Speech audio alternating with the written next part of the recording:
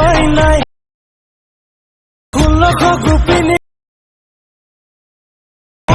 আমাদেৰ বাড়ি। তো নমস্কাৰ বন্ধুসকল, আকৌ এটা নতুন ভিডিঅ'লৈ আপোনালোকক সকলোকে স্বাগতম জনাইছোঁ। তো প্ৰিভিয়াছ যিটো ষ্টেটাছ এডিট দেখিলে তেনেকুৱা ধৰণৰ আজি ষ্টেটাছ এডিট কৰিব লৈছোঁ। ষ্টেটাছটো বেষ্ট ট্ৰেণ্ডিঙত চলি আছে। তো তেনেকুৱা ধৰণৰ ষ্টেটাছ এডিট কৰিবলৈ আপোনালোকক এলাইট মোশ্যন এপছটোৰ ব্যৱহাৰ হ'ব। এলাইট মোশ্যন এপছটো ইনষ্টল কৰি অ'পেন কৰিব। অ'পেন কৰি প্লাছ অপশ্যনৰ পিছত যিটো প্ৰজেক্টছ লিখা আছে তাত ক্লিক কৰিব আৰু ডেছক্ৰিপশ্যনত দুটা লিংক দিয়া আছে, বিটমাৰ্ক আৰু এটা ইফেক্টছ প্ৰজেক্ট। সেই দুটা ডাউনলোড কৰি শ্বেয়াৰ অপশ্যনত ক্লিক কৰি এলাইট মোশ্যনত ইম্পোৰ্ট কৰি ল'ব।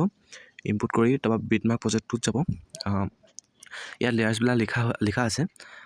মই যিটো চং লৈছোঁ সেইটো চঙতে যদি আপোনালোকে ভিডিঅ'টো বনাব বিচাৰে তেনেহ'লে এইবিলাক চেঞ্জ কৰিব নালাগে। যদি আপোনালোকে চেঞ্জ কৰিবলৈ ভাবে তেন্তে এইটো যিটো দীপাংকৰ ষ্টেটাছ গ্ৰুপ 1 লিখা আছে সেইটোত ক্লিক কৰিব, গ্ৰুপ এডিটত যাব। তো ইয়াত আপোনালোকে এইবোৰ চেঞ্জ কৰিব পাৰিব। জাষ্ট ইয়াত কিনে ক্লিক কৰি তলৰ এডিট টেক্সটত যাব। এডিট টেক্সটত গৈ ইয়াত চেঞ্জ কৰিব পাৰিব। মই এতিয়া চেঞ্জ নকৰোঁ, আপোনালোকে চেঞ্জ কৰে যদি চেঞ্জ কৰি ল'ব লাগিব। তো এতিয়া আমি ইয়াত চংটো এড কৰিম। বিটমাৰ্ক দিয়া আছে, তো আমি ইয়াত চংটো এড কৰিবলৈ মোৰ যদি চংটো লয় তেনেহ'লে তলৰ প্লাছত যাব, মিডিয়াত যাব। তো চংটো কোনটো ফ'ল্ডাৰত আছে তাৰ পৰা চংটো ইয়াত লৈ ল'ব। মই চংটো ভিডিঅ'ৰ সৈতে ডেছক্ৰিপশ্যনত দিয়া আছে। তো আপোনালোকে ডাউনলোড কৰি ল'ব। ডাউনলোড কৰি ভিডিঅ'টো ক্লিক কৰি ওপৰত 3 ডটত গৈ এক্সট্ৰাক্ট অডিঅ' কৰি দিব। তো এতিয়া আমি ভিডিঅ'টো ডিলিট কৰিম। তো ইয়াত চংটো এড হৈ গ'ল।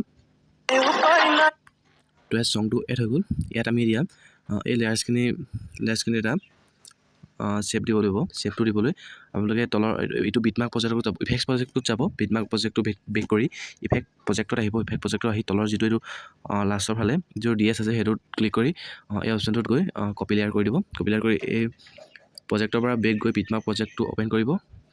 বিটমাৰ্ক অ'পেন কৰি এই অপশ্যনটো যাব। অপশ্যনটোত ক্লিক কৰি 5 লেয়াৰ কৰি দিব। তো দেখিছে কেনেদৰে হৈ গ'ল। তো আমি ইয়াত এতিয়া ফটো এড কৰিব লাগিব। ফটো এড কৰিবলৈ গানটো যোনবোৰ লেয়াৰ্ছবিলাক লিখি শেষ হৈছে, গ্ৰুপ 1টো শেষ হৈছে, তাত আমি সেই বিটমাৰ্কডালত আহি ল'ম। আহি কিনে ইয়াত ফটো এড কৰিম। ফটোবিলাক এড কৰি ল'ব। মই জলদি ফটোখন এনেদৰে এড কৰি ক্লিক কৰি ওপৰৰ এই 3 ডটত যাব। 3 ডটত গৈ ফিল কম্প'জিশ্যন এৰিয়া এই অপশ্যনটোত ক্লিক কৰিব। তো ফটোখন ফুল স্ক্ৰীণ হৈ যাব। ফটোখন এতিয়া প্ৰথম বিটমাৰ্কটো আহি ল'ব। তাৰপৰা ছেকেণ্ড এই বিটমাৰ্কটোত গৈ কিনে ফটোখনত ক্লিক কৰি এই অপশ্যনটোত গৈ কাট কৰি ল'ব। তো আটাইখন ফটো এনেদৰে এড কৰি ল'ব।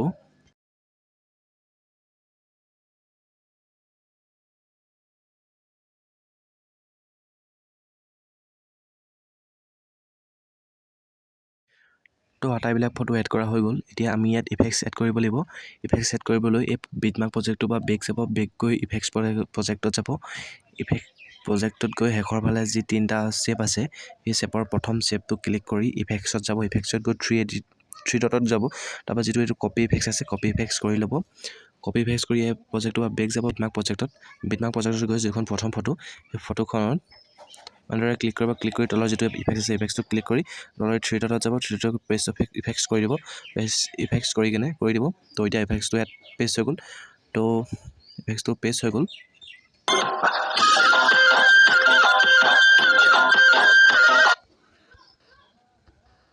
তো ছেকেণ্ড ফটোখনতো একে ইফেক্টছটো এড কৰিম।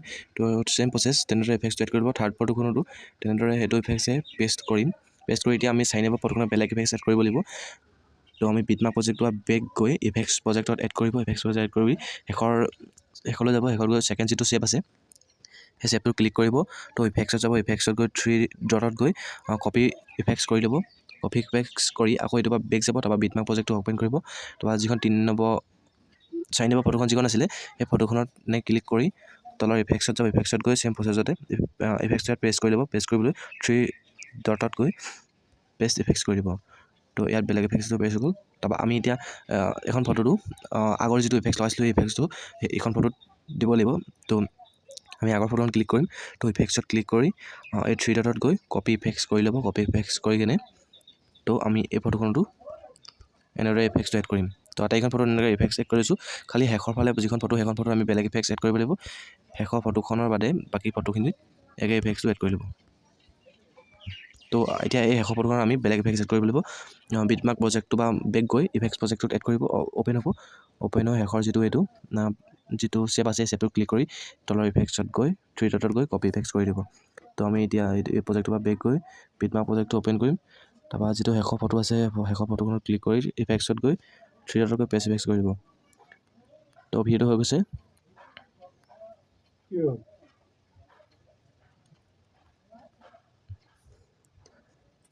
তো এতিয়া ফটোখিনিত HDR যিটো কালাৰ আছে সেই কালাৰটো এড কৰিবলৈ ইফেক্টছ প্ৰজেক্টত যাব। প্ৰজেক্টত গৈ দুটা শ্বেপ দিয়া আছে, এইটো DS যিটো শ্বেপ আছে সেই শ্বেপটো এনেদৰে ক্লিক কৰি এই অপশ্যনটোত গৈ কপি টু লেয়াৰ কৰিব। কপি টু লেয়াৰ কৰি বেক যাব, প্ৰজেক্টটোৰ পৰা বেক যাব। বেক গৈ যিটো বিটমাৰ্ক প্ৰজেক্ট আছে বিটমাৰ্ক প্ৰজেক্টটো অ'পেন কৰি য'ৰ পৰা ফটো ষ্টাৰ্ট হৈছে এই বিটমাৰ্কটোত আহি কেনে এইটো অপশ্যন এই অপশ্যনটো ক্লিক কৰি পেষ্ট টু লেয়াৰ কৰি দিব।